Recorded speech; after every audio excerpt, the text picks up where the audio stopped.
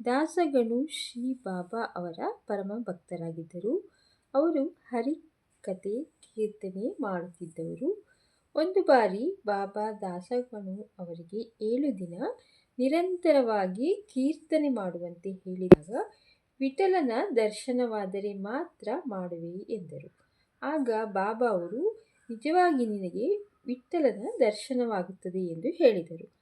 ದಾಸಗಣು ಅವರು 7 ದಿನ ನಾಮ ಸಂಕೀರ್ತನೆ ಮಾಡಿದ ನಂತರ ಮಧ್ಯಾಹ್ನದ ವೇಳೆ ವ್ಯಕ್ತಿಯೊಬ್ಬ ವಿಠಲನ ಭಾವಚಿತ್ರ ಮಾರಲು ತಂದನು. ದಾಸಗಣು ಮತ್ತು ಕಾಕಾ ಸಾಹೇಬರು ಅದನ್ನು ಖರೀದಿಸಿದರು. ಭಗವಂತರಾವ್ ಕ್ಷೀರಸಾಗರ ಎಂಬ ಭಕ್ತರು ಫೋಟೋ ಖರೀದಿಸಿ ಪೂಜೆ ಮರೆತರು. ಅವರು ಶಿರಡಿಗೆ ಬಂದಾಗ, ವಿಠಲ ಉಪವಾಸವಿದ್ದಾನೆ, ಆದ್ದರಿಂದಲೇ ನಿನ್ನನ್ನು ಕರೆಸಿದೆ, ಇನ್ನು ಮುಂದೆ ಪೂಜೆ ಮಾಡು ಎಂದು ಬಾಬಾ ತಿಳಿಸಿದರು.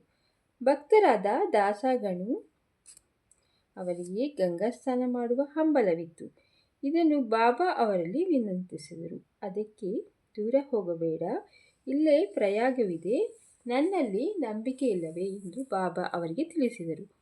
ದಾಸಗಣು ಬಾಬಾ ಅವರಿಗೆ ವಂದಿಸಿದಾಗ ಪವಾಡ ನಡೆಯಿತು. ಬಾಬಾ ಅವರ ಹೆಬ್ಬೆರಳಿನಿಂದ ಗಂಗೆ ಹರಿದಳು. ದಾಸಗಣು ಅದರಲ್ಲಿ ಮಿಂದು ಪುನೀತರಾದರು.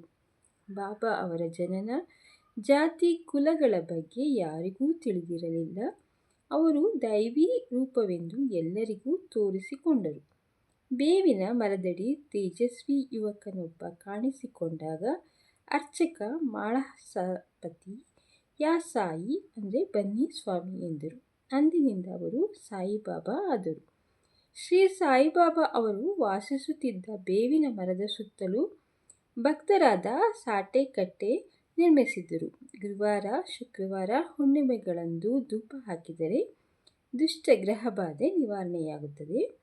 ಶಿರಡಿಯಲ್ಲಿ ಭಕ್ತರಿಂದ ಸಾಟೆವಾಡ, ದೀಕ್ಷಿತವಾಡ, ಬೂಟಿವಾಡ ಎಂಬ 3 ಛತ್ರಗಳು ನಿರ್ಮಾಣವಾದವು. ಹಿಂದೆ ಸಾಯಿ ಅವರು ಈ ಸ್ಥಳದಲ್ಲಿ ಹೂತೋಟ ನಿರ್ಮಿಸಿದ್ದರು. ಶಿರಡಿ ಶ್ರೀ ಸಾಯಿನಾಥರ ಸಾನ್ನಿಧ್ಯದಿಂದ ದಿನದಿನಕ್ಕೆ ಅಭಿವೃದ್ಧಿ ಹೊಂದಿತು ಎಂಬಲ್ಲಿಗೆ ಶ್ರೀ ಸಾಯಿ ಸಚ್ಚರಿತ್ರೆಯ 4ನೇ ಅಧ್ಯಾಯವು ಮುಗಿಯಿತು. ಶ್ರೀ ಸಾಯಿನಾಥಾಯ ನಮಃ.